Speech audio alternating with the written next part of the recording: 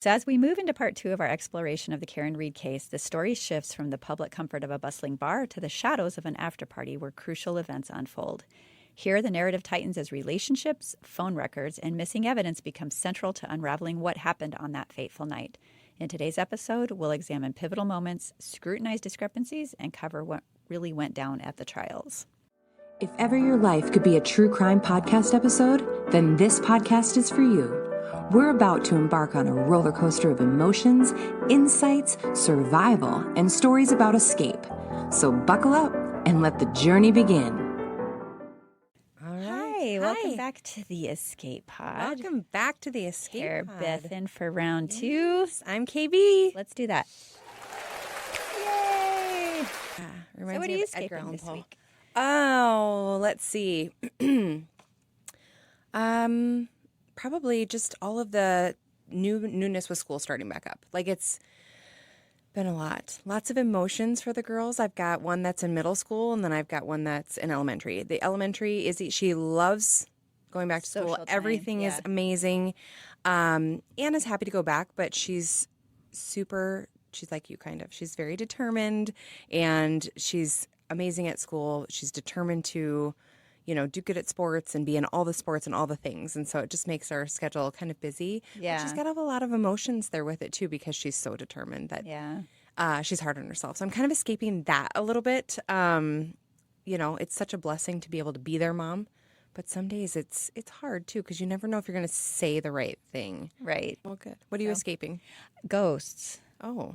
So you don't work on site very often. No.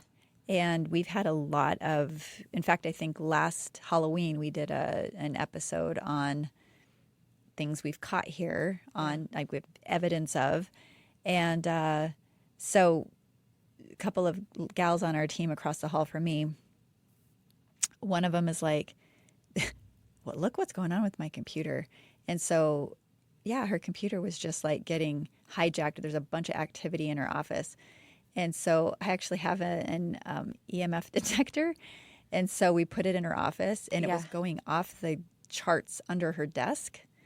And so it almost seemed like a little kid or something was hiding in there. But what happened is, like, she'd left for lunch, and when she came back, her computer said too many failed login attempts. And so it seems like there's a little kid just like, oh, what's this? What does this do? And then within an hour of the minutes, it wasn't even an hour, the next door gal's office, Kate, who helps us with the podcast, she's like, will you come look at this? And she's just looking at her computer, and you can see she's on Canva, and her whole screen is just like this, just filling up with circles. Oh, weird. Just filling up with circles. I'm like, get out of the program. Close it.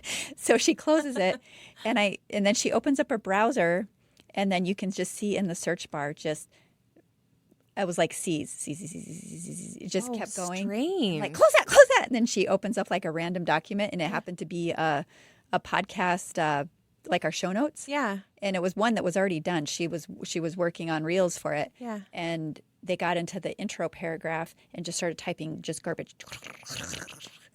And I'm just nothing's moving on your keyboard. No, she's standing up looking at this like, what the holy hell is happening? And then she's like, that's so cool. And I'm like, so I break out the sage, and I'm like, okay, listen, kiddo, I know you're having a good time here, but I was explaining Miss Kate has some work to do, and this is her job. She needs this to, like, it's like Casper. Yeah, it did. It really felt not malevolent at all, just very kid, like innocent curiosity energy. Oh, okay, I can like impact the physical world. And so it was wild. That is wild. It was wild. Get ready for a spooky night of fun. Saturday, October 4th is the One Heart Halloween Soiree. It's an evening of food and fun, which includes a formal program featuring One Heart graduates, a silent auction, and a costume contest. Net proceeds go to support the One Heart campus and further our mission of empowering people to overcome crisis and achieve self-sustainability. Tickets are on sale now at oneheartrc.org/Halloween soiree. So, yeah, you ready? I'm ready. Let's dive back in. I'm Okay. really curious to see. I need to hear more of Okay. what in the world is going Do you on. need a recap on anything, or you got it? You should give me a recap, because I need that. Okay. Short-term So memory. recap, we talked a little bit about the dynamics of the relationship. They'd had a pretty heated day, and then they ended up like, let's just go drink it out. Over the day-old Let's just donuts. go drink it out over day-old donuts. Met up with a bunch of people, and today we're going to talk about like all the people going to the after party and kind of break down what happens there. So tense relationship. There's rumors and innuendo that Karen's maybe smooching on somebody else, but she's blaming John that maybe he's seeing somebody else. Right. When it doesn't show up, it's, of course, you've hooked up with somebody else. She doesn't know he's dead in a driveway in the snow. And there's just a lot of discrepancies with the things that come up. So today is going to deal more with the actual trials and what happened after they left the bar. Okay. As towards the after party. Okay. All right. Let's get into it. So midnight, most of this entourage of people leave for Brian and Nicole Albert's house. So that includes Jen McCabe and her husband, and then Karen and John. And of course, there's already a party going on there for Brian and Nicole's son. At 2 a.m. How old is this son? I have that in here somewhere, like Or was this early not that late? 20s. Was No, it like- this is at midnight. Okay. Yeah. I mean, yeah. Okay. Yeah. Okay, so 12:10, the snow begins falling. John, Karen, and two other women are seen leaving the bar. 12:14, John sends Jen McCabe a text saying, "Where to?" And then Jen calls John. They spoke for 44 seconds. 4 minutes later, John calls Jen. They spoke for 36 seconds. This is a curious piece that was brought up in trial. All of those communications were deleted from Jen McCabe's phone. Oh. Why? Yeah, that is. Doesn't that seem weird? That does seem strange. So weird. 12:18, Jen arrives at her sister and brother-in-law's home, 43 Fairview Road. 12:20, Karen and John were on their way. Karen was driving, drunk. John was getting the address and directions from Jen, and then John enters that address into GPS. Okay, now begins the most crucial 15 minutes of this case. So 12:37 to 12:39 a.m., footage from the Canton Library was conveniently missing for these few moments. This would have been the time frame where Karen would have been driving by on the way back to John's house. Okay. After dropping John off at Brian Albert's home. The defense is convinced this footage would prove that her taillight was intact, showing that she did not hit John O'Keefe with her car. Yeah, and she wouldn't have access to the libraries. Like, Sure wouldn't, yeah, but investigators would. absolutely. Ooh. Yep. And of course, the prosecution is going to claim we're not withholding anything. We received the footage like this, right? 12:40, phone records show Jen texts John, "Hello." But there's a discrepancy in the reporting because you look at multiple sources. The probable cause affidavit and statement of case have this text listed as "pull up behind me," which is, again, a big difference. Yeah. So I don't know how you get records of this stuff and you get Yeah. just like with the time of the hose long to live in this. Like, I don't understand it. I don't understand it. Hose long. Yeah. But interviews of Jen McCabe from different dates have this text, the same text that it's referenced, listed as "Hello, where are you?" So "pull up behind me, hello, where are you?" Very different text messages. They are very different text messages. 12:41, Karen arrives at John's house. Also at this time, records show 2 deleted calls made from Jen to John. Okay. Why would she be calling him directly? Why? I don't know.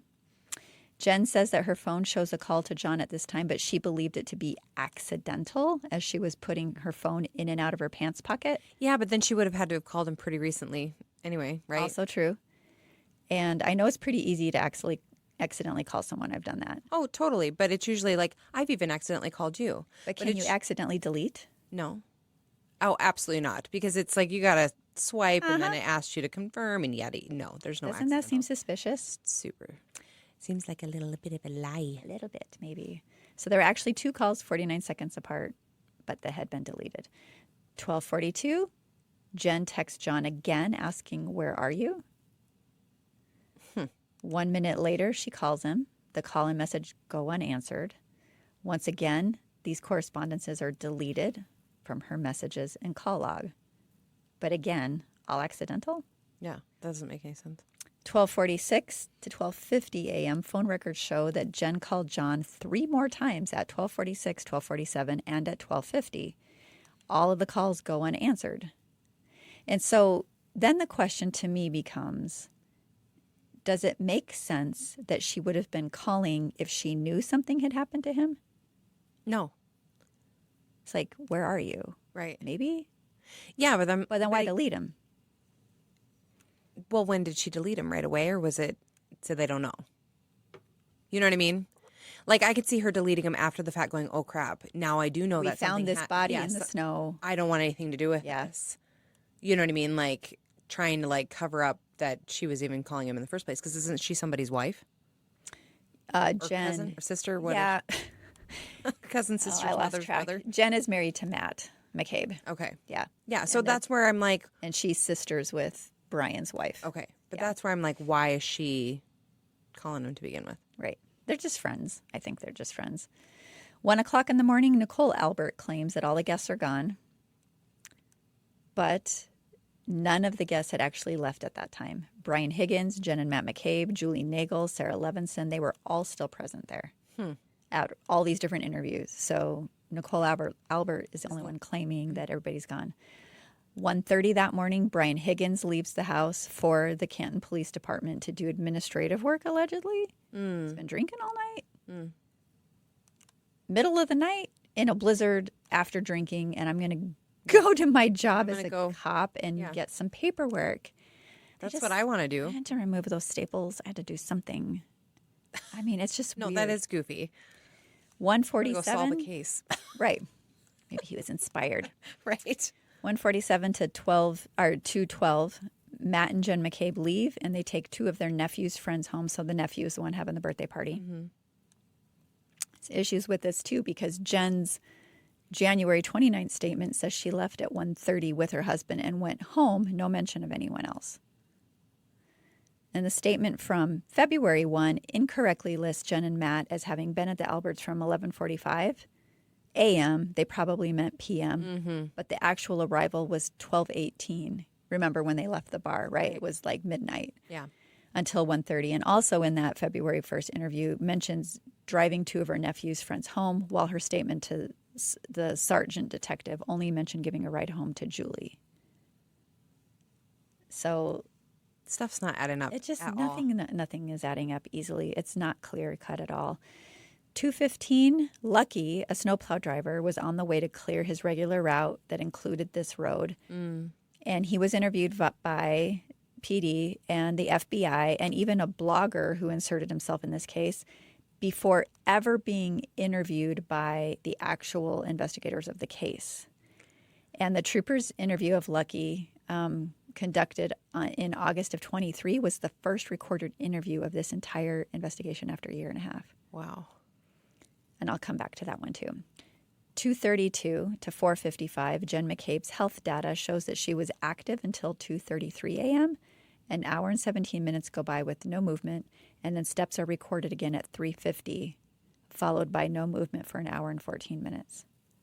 So just kind of think about that in terms of what she says her timeline of events is.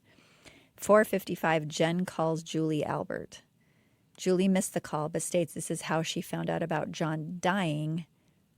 But that was an hour before he was found. So she's referencing, this is how I found out about John dying, from Jen, who's deleted all her calls, but said it was an hour before. But this was an hour before he was actually found, because he was found about 6 o'clock. Who found him? Karen did. Okay. Karen and Jen McCabe, because they're buddies. Right. And then this other lady. I can't think of her name right now. So Julie knew. Julie had to have known where, not Julie, excuse me, Jen had to have known So where. she just went in and like went back to I'll sleep? help you find him. That's creepy. I don't know. Huh. Okay, so in court documents, we see her testify to the grand jury with a totally different story. So her story to the grand jury was that she woke up at 5:50, saw she missed a call from Jen at 4:55, but didn't think anything bad had happened. She got up, changed clothes, went to the Albert residence to drop off a gift for her nephew's birthday. And in this version of the story, she says she learned about John's death when she arrived at the Albert home. It's just all messed up. What were these people drinking? Right? My goodness. 4:59, Jen McCabe calls John's phone, and she also deleted this call from her log. This is a lot of deleted so calls. weird. Like, it is weird. 5 o'clock, Karen calls, Carrie was the other one's name. Karen calls friend Carrie Roberts. According to state troopers who interviewed her almost 12 hours later, Carrie gets a call from Karen saying she's worried because it's snowing and John didn't come home. And according to the phone interview with Carrie on February 1st, he says Carrie answered the phone to have Karen say that John's dead. Carrie, I wonder if he's dead. It's snowing. Did he get hit by a plow? So that's what she claims. 5:04, Jen McCabe calls John's phone again. And again, she deletes that call from her log. But didn't she? But deletes. But Yeah. like butt dial, but Oh, deletes. right. Yeah. Yeah. It's all accidental. Her butt is very busy, right? Yeah. That's a busy butt. It's a busy butt. She should probably stop putting her phone in that back pocket. I would agree. Because her butt clearly has fingers. Yeah. That's a growth problem. Well, can you massage yourself then? You know, like Thing from Addams Family? Yes. Okay. Do-do-do-do. Dunk, dunk. All right. Don't sue us. Okay. 5:07. While leaving John's house, Karen backs into John's car, which that surveillance footage, it appears. It's very subtle, but it does look like a little left movement. Yeah. And when it's cold, I can see something cracking a lot super easier. easy. You know what I Yeah. mean? 5:08. Jen calls John's phone again. Just like the rest of the calls, it was deleted. 6 o'clock. John is found unresponsive outside of the house. See, those are red flags to me. The deleted. Yes. And like, why is she calling him that much? So yeah, they're friends, right?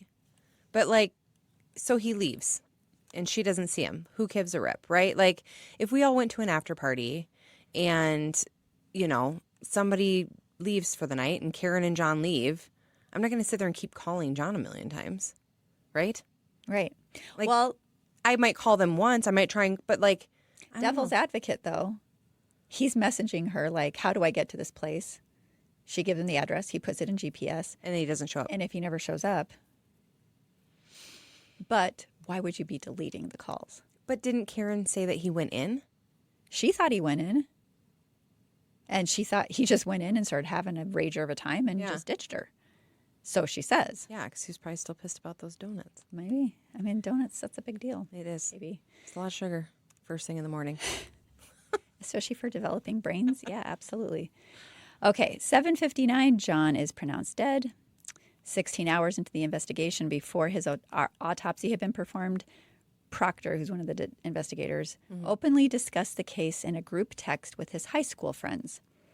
Proctor wrote that they, quote, won't be able to prove that Karen hit John with her car and that, quote, all the powers that be want answers ASAP. He also referred to her as a, quote, whack job. You want to hit bleep? Oh. The C word. Whack job. Oh, Saying she's fucking crazy and, quote, zero chance she skates. This is the investigator. That's super unprofessional. But he's looks really cool with his high school buddies. Well, good for him, I guess. Look at him, and he can Yeah. call a woman a CUNT Yeah, no. and be like, See you next Tuesday." I'm cool. See you next Tuesday. I like that. I don't know how I've never heard that. Really? Really? Yeah, see you next Tuesday. Okay, I like that. On February 1st, 22, Karen was arrested, charged with manslaughter, motor vehicle homicide, leaving the scene of a deadly crash. A few days later, the then chief of the Canton Police Department found pieces of her taillight a few days later, near the home where John's body was found. Massachusetts State Police responded, secured the evidence. Then the Norfolk County DA announces that a grand jury has indicted Karen on second-degree murder charge. So that's a lot to wade through by itself, but it does get even more interesting, in case you weren't already interested. So I guess I'm just hung up like, so when she backed into, like, she kind of, you know, bumped the vehicle a little bit and it cracked the thing. if it did. If it did. Yeah. But I'm like, trying to put those puzzle pieces together of how those little pieces from her taillight got. You know, here's the thing too. It's not a very long driveway. Yeah. It's a lot closer to the road than you would imagine. You're backing in to a house you don't know. I can't imagine any circumstance where you're going to gun it and back into somebody when it's not your space. Yeah. I can see if you knew you were going out to the road or something and you've just had it with the boyfriend and the donut argument. I mean, I've never run anybody over, but Right. like towards the house, No. it just doesn't. So, and then Something that's the other doesn't weird track. thing. So if you're drinking and driving, can you imagine trying to back up a vehicle? Right. And how old was this vehicle? Did it have a backup camera? I mean, it's a Lexus probably. Yeah. So like you'd be able to see if Yeah. he was bent over behind your bumper. Was he tying his shoe? I Yeah. don't know. You'd be able to see that. And also, I mean, if he's holding a Drink. drink from the bar that he took, he's probably not tying a shoe. No.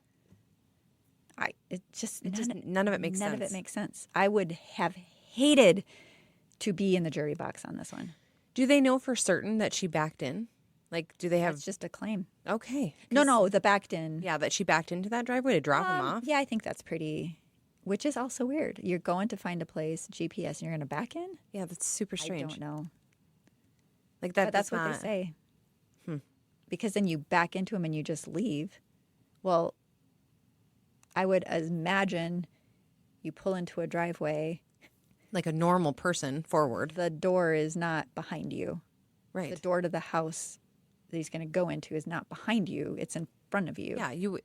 You If would you're think. going to someone's house, you would pull into their driveway like a normal human being. You're not going to back it up like you're moving in, right? DA Michael Morrissey released a video stating that all of the people, like the notion that all of these people in this home were involved in a cover-up, from like the EMTs to the first responders, the medical examiner, the police department, all involved, was just asinine. And I kind of agree. Like, it would be pretty hard to orchestrate all that. Yeah. Well, or that's a really tight crew, Or that's a really tight crew. Could be another. you know? Yeah. Really loyal. I mean, it's not the first time that type of stuff's happened. No. So February, prosecutors claimed that DNA evidence gathered from the broken taillight is a match for John. And they claimed that the broken taillight matter was found on his clothing during the investigation. Okay. Okay. However, the next month, March of 24, defense says that they had federal investigators look into this case, and an FBI expert concluded that John's injuries were not consistent with being struck by Karen's SUV or any SUV. They said it was impossible. His injuries were not consistent with being hit by a car, period. Later that month, Massachusetts State Trooper Michael Proctor, who had been the lead investigator in the case, was discovered to have sent these pretty unprofessional text messages to people, including people tied to the case, disparaging Karen. So obviously that's not a great look. April 29th of 24, opening statements and testimony got underway for the first trial. Highlights include a Canton paramedic who treated John the day he died testified that he heard a woman saying, "I hit him, I hit him." Karen's defense team argues that the paramedic's testimony had changed over time. Retired Boston police officer Brian Albert testified that John and Karen never entered his home the night of the incident, Okay. as you would if it's true and as you would if it wasn't true, right? This is obviously what you're going to say. A woman at the after party said she saw a black blob on the lawn as she was leaving. Okay. Okay. Okay. The defense accused Brian's son, Colin Albert, of being involved in a fight with John. So Colin, I think that was his birthday. Okay. It sounds like the defense was claiming that he had quite a violent history, but videos I saw looked like he was just kind of a tough talker, puff up his chest, like I'm a badass kind of a thing. And I just read some unsubstantiated anecdotes, like his knuckles were scuffed. There's a picture of this where like his knuckles are scuffed and bloody right after the John incident. He says it's from a fall on the ice. It's not what it looks like to me. And trust me when I tell you, I have seen knuckles after coming into contact with human flesh. Yeah. Mine.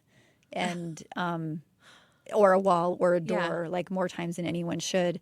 And that's what it looked like to me. Okay. Okay. There's also allegations that the Albert family kept it from the defense that Colin was ever at the house that night, which also smacks of something suspicious. So looks as like they're protecting Right. him. Yeah. And then there's Colin's cousin, Allie McCabe, who picked him up from the house that night, and the fact that their text messages switched to Snapchat right after the incident where the messages automatically delete. Right. And that begs the question, like, why wouldn't they want those messages to be found? And then remember that text about how long it would take to die in the cold? When Jennifer finally took the stand, she said that Karen asked her to Google that. And that the defense counters that, saying that due to the timing of the search, it was done long before Karen found John in the snow. These poor jurors, that's all I got to say. No kidding. Then there was testimony from that ATF agent, Brian Higgins, who had been flirting with Karen. They'd been flirting in the weeks leading up to John's death. Another fun little bombshell in the case. And the defense brings this up, theorizing that Brian could have killed John, maybe in a jealous rage over Karen. We don't really know. But the prosecution still called him as a witness, despite flirting with Karen, which I thought was pretty risky. Yeah, that is. John's niece and nephew were also called to testify to the tense relationship between Karen and their uncle. They said it was very strained. And then came the defense claiming that someone had planted evidence to help their friends out and that this was one big cover-up. So, and these people don't make it, they make it easy to not be believed because of, like, Michael Proctor was forced to read aloud the derogatory text messages he sent to friends and colleagues about Karen while investigating the case, including one that read, you ready for this? I'm ready. Hopefully she kills herself. Oh. Another text was brought up that Michael's sister sent to him after talking to Julie Albert, quote, "When this is all over, she wants to get you a thank you gift," end quote. Proctor replied, quote, "Get Elizabeth one," referring to his wife. Like, you can't give me a gift. Yeah. Because it looks suspicious, but you can give one to my wife. Just shady, Oh, my shady gosh. AF. Eye roll. June 28th, after a couple days of deliberation, the jurors were deadlocked. Surprise. Oh, no, not even remotely. They were sent to redeliberate, and on July 1st, a mistrial was declared due to a hung jury. So, about a week later, Kevin Albert was forced to take leave due to what was revealed during Michael Proctor's testimony during the first trial, so these text messages, for conduct unbecoming of a police officer, for violating department policies about alcohol possession and consumption on the job. And then Sergeant Yuri, I forgot how to say his name. I did when I researched it. Buchanek, I think, was also investigated due to the text string involving these vulgar comments. Yeah. And wanting to know, like, basically if any nudes of Karen were found. They're like 14-year-old teenagers. I mean, well, Yeah, come on. I know. These are professionals, Carabeth, just in case you were wondering. So, fun effed up fact. The defense requested to bring into the case unredacted documents from the investigation into the death of Sandra Birchmore, which was another case in Norfolk County where the feds had to intervene just to kind of show the cover-up tendencies, I think is what they were trying to point to, but it wasn't allowed. Another effed up fact, Karen's father, William Reed, told Boston's 25 News about a conversation he had with Karen the morning John was found. Quote, "Dad, I think I struck something," she said. I said, "What do you mean?" And this was in the hospital. She says, "I remember backing up and hitting something, but I can't say what it was." And at this point, she's frantic. Okay. So that looks pretty incriminating. Absolutely. So, yes, she's in crisis brain after having found her boyfriend dead, but not a great look. So, I mean, you can see why there was a hung jury, right? Yeah. Oh, absolutely. Everybody looks suspicious. Yeah. Nobody looks like squeaky clean. Nobody. It's like a game of who did it. Except John. Yeah. John looks Who done fine. it? Yeah. Well, John doesn't look fine, Charity. Well, you know what I mean. He doesn't look guilty of anything. No, but that's the part where it's like, Except the okay, glass, stealing the glass from the waterfall. yes. So that's the other lesson. Don't steal the glass. But I keep thinking as you're telling this, like when you say John looks innocent, right? Like, and that's why I asked at the beginning, on part 1, was John a turd? Like, did everybody not like John and there was reason to take him out and cover it up? Found nothing. That's crazy. Because Nothing. it's like, why go through all the trouble of covering it up? Only person that said anything unkind about John was Karen. Yeah. You're a loser, effing hate you, all the things Yeah. like that. She's the only one. Well, she probably said that on a regular basis, just Probably. because somebody who makes that many She psycho was phone very calls. unlikable. Yeah. Very unlikable. Mouthy, like that northeastern, Yeah. you know what I mean? Yeah. New England, whatever. That sass. Attitude. Yeah. Not the good kind of sass. Okay. Now, as we go into the second trial, prosecutors asked Judge Canone to allow them to obtain phone records from Karen's parents, but she would not allow that to happen. So March 2025, the defense team was slapped down for, quote, repeated misrepresentations, end quote, to the court. But the judge somehow let this group defending Karen stay involved in the case. And Michael Proctor, on the other side of things, was fired from the Massachusetts State Police Department for all of his immaturity and As he should be. unprofessionalism. Yeah. Absolutely. Also that month, the defense was notified that they would not be allowed to throw blame at Colin Albert or bring him up as a potential alternate suspect in John's death. Bloody knuckles notwithstanding. Okay. After months of additional pretrial hearings following the mistrial, jury selection in Karen's case began April of this year, 2025. The jury got the case and began deliberations on June 13th.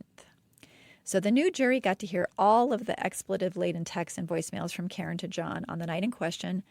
And the person who examined, and I only gave you a taste, by the way. Okay. The person who examined the cell phones affiliated with the case testified that Karen called John more than 50 times between midnight and 6 a.m., but that John never picked up. She left him 8 voicemails that night. Wow. After she left him because she thought he ditched her. Did she call anyone else? See, that's where, like, even if I was mad, right? Yeah, but they've been fighting all day, so right? what? So she was just in that flow of like, But wouldn't you you're call? a dick. And Yeah, true. However, I think I still probably would have called. I don't think she was, well, she had Jen's number. Yeah. Right? Yeah. But I don't know. Wouldn't you call Jen and be like, hey, and maybe that's why Jen was calling him? Like, that would make sense. Maybe. I can't get a hold of John. Yeah. I'm freaking But why out. would you delete him? Well, yeah, So maybe her husband didn't see him. I don't know. I don't know. But she left him 8 voicemails that night. John, I effing hate you. She's heard yelling in the first voicemail, left at 12:37. She leaves another one at 12:59. John, I'm here with your effing kids and nobody knows where the F you are, you effing pervert. Oh, my. So she got a mouth. 118. But why call him a pervert? I don't know. Doesn't even make sense. Voicemail from her underscores the ongoing tension. John, I'm going home. I cannot babysit your niece. You're effing using me right now.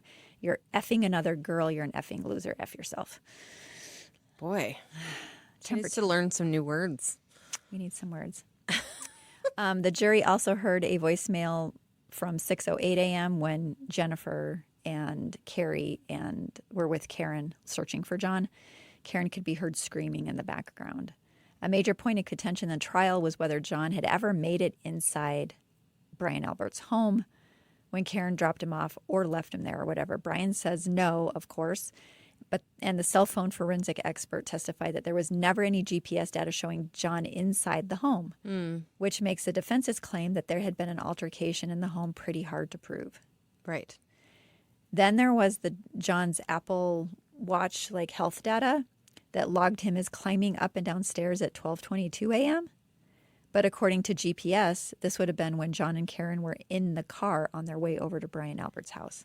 Well, and sometimes, I don't know, like my Apple Watch does certain things. Do you have one? No, like there's been times where it'll log, so like if we're maybe on the 4-wheeler or something, right? And it's kind of Bumpy. Yeah, bumpy and we're for a while, it might log it as a bike ride or it might log it as exercise or whatever, even though. So theoretically, though, let's see, logged it. He's climbing up and down the stairs. So maybe it's a bumpy ride? Maybe. I mean, it was a blizzard, right? Yeah. Prosecution brought in the medical examiner who analyzed John's brain, and she testified that there was bleeding in his brain due to trauma that could be consistent with impact from a vehicle and then falling to the ground. In the snow. I just can't. Was there like a bunch of blood? No, little drops that they got in the solo cups. That's so strange. Yeah. Ultimately, John's manner of death was undetermined, and it was believed that the blunt force injuries to his head were not significant enough to have been lethal immediately, which is why they leaned towards death by hypothermia. So like enough to knock him out, and he's so drunk that he just stays sleeping. Basically, he's just passed out. Yeah. And dies. Yeah. So can that even be consistent with murder then? Right. Maybe he fell. Yeah. Maybe he fell. You know? Tripped, stumbled, dropped the glass, went to pick it up. I mean, I don't know. Who knows? Yeah. Emmy testified that they had not also noticed any major signs of a significant altercation. So it kind of shooting holes in. Yeah. Or maybe there were stairs up to the house.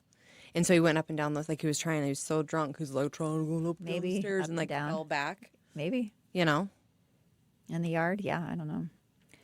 So jurors were allowed to actually visit the site of his death and hear from both a paramedic who took Karen to the hospital the day he was found dead and a doctor who tested her blood alcohol level that morning. What did they say what that was? Yeah, let me find it here. It was a .093. It's still pretty good for Rock that and many roll. hours of not drinking. Yeah, So she tied one on.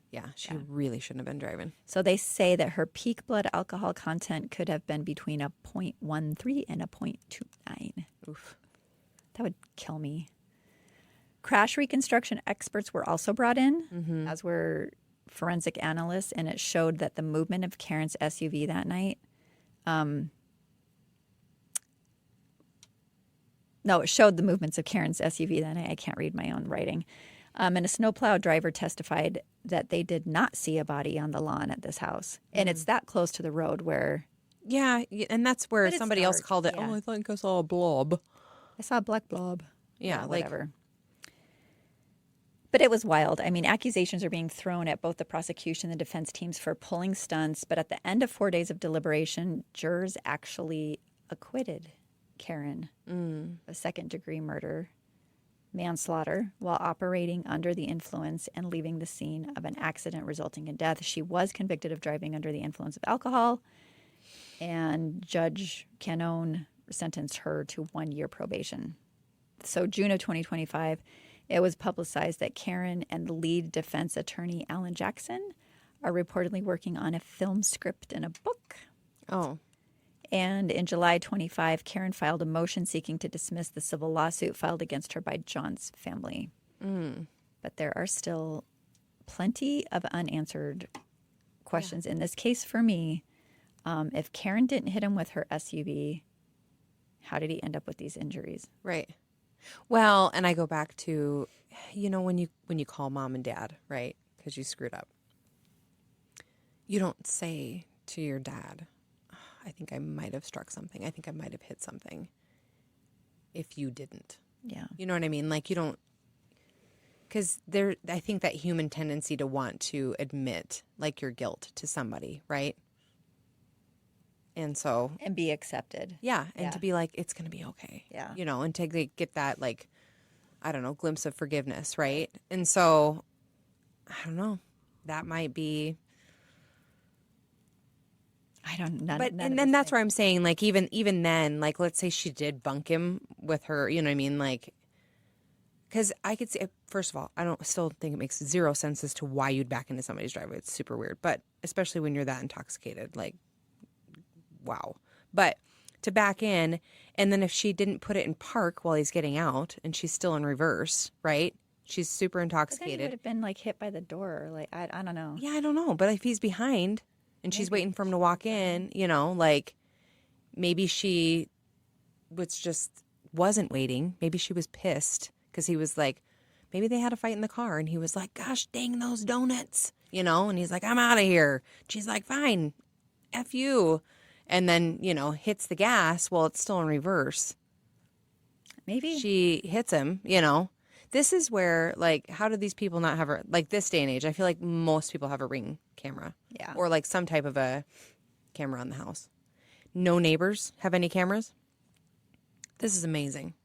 Just right? the Canton Library. But then the Yeah, time with her going home that could have shown her taillight intact was deleted, was missing. Yeah. But who had it? She didn't have it. Like, none of it makes sense. None of it does make sense. And I just can't imagine being a juror in this situation. So there are people celebrating that she was acquitted. A lot of people thought she was innocent and being framed. Yeah. A lot of people think she did it, not intentionally, but was responsible for his death and just got away with it. And she's like $5 million in debt now because of this case. Oh, I'm sure. Well, the book deal, Yeah. the movie deal might help with that. It'll help. But that's where, I'm almost leaning that way. That's what happened. That she Just did hit him. just because of what she said to her dad. Yeah. Yeah. Yeah. And then, and then the other people saying at the scene, I hit him. Like, Yeah. that's what they heard her say. Yeah. So. Because she might not have known that she hit him. Or like subconsciously did. Like, I hit something. Could it have been him? Yeah. Yeah. Are you ready to re-enter the workforce or find a career that actually fits? Or maybe you're an employer tired of noisy platforms that miss the mark? Try Focus, a smarter hiring tool that helps you cut through the noise and focus on what matters. Visit focus.work today. That's FOQUS.WORK. So what are you escaping to today after this? Well, it's hot. So air conditioning. It's hot in here. So I'm going to escape to so some air weird. conditioning real quick. Maybe all the other times, because it's usually freezing in the studio. Yeah. We have a ghost in here, and right now we don't. They can come back because that works. No. No? No. No. I'll just get a wouldn't personal see fan. them, Carabeth. I don't want it. Okay. I'll just do one of these. Okay. But yeah, no, I'm escaping into the Air weekend. conditioning. Yeah. I get to go sit on a beautiful deck in the beautiful Black Hills with my friend and enjoy a glass of wine. That sounds perfect. So I last night was kind of like in between things, had an hour to myself, and I painted, like I was watercolor painting, and I painted like, I never know what I'm going to paint. I just kind of paint like whatever comes out. Like I just start, just whatever comes out, like a coffee stain, turning into something else. A lot of times I'll just see where it takes me. And I painted this cute little cottage in the hills because we're out in the prairie, which I love. But I very much miss the hills. There's a lot of times where I kind of sit there and think, oh, I would just do anything. So enjoy. Have a glass of wine for me. okay. Cheers. Well, I can only have one. Well, okay. And still Half of drive. it's for me. Okay. I'll have half a glass of wine for you. That's fair. That's fair. Yes. Yeah. So. All right. Well, good. Well, thanks for tuning in, everybody. Thank you guys for tuning in. If you like what you heard, please make sure to like, follow, subscribe, download all the things. Share with your friends. Give us feedback. We love to hear from you. Just keep on keeping on. Yeah. And if our podcast has inspired you, made you laugh, anything, it would mean a lot to us if you could just take a moment and leave a 5-star review wherever you listen. It helps other people find us who might be interested, and broadening our reach means we can help more people. You can support the show by becoming a patron at escapepod.live. You can connect with us on socials if that's your thing. We have people that'll respond to you because I won't. I'll just straight up with you. You can send your thoughts on the show to just because at escapepod.live, or send your personal escape stories to escapeartist at escapepod.live. Are you looking for an early morning boost or that midday pick-me-up? Check out the Homebrew Coffee Shop, a coffee shop with a cause on the One Heart campus. At Homebrew, you'll find hope for a home in every cup. It's home to delicious coffee, sweet treats, breakfast, and lunch items. It's a great place to meet friends or host small group meetings. Homebrew is located at 201 Kansas City Street in Rapid City. Open Monday through Friday from 6:30 a.m. to 3 p.m. We'll see you there. Trauma may be inevitable, but how you grapple with it is optional. There you go. She nailed it. Yeah. So stay resilient and don't take glasses from the bar restaurants, or the salt and pepper shakers. and don't feed donuts to kids for breakfast. That's right. Also, keep laughing. Bye, everybody. Bye.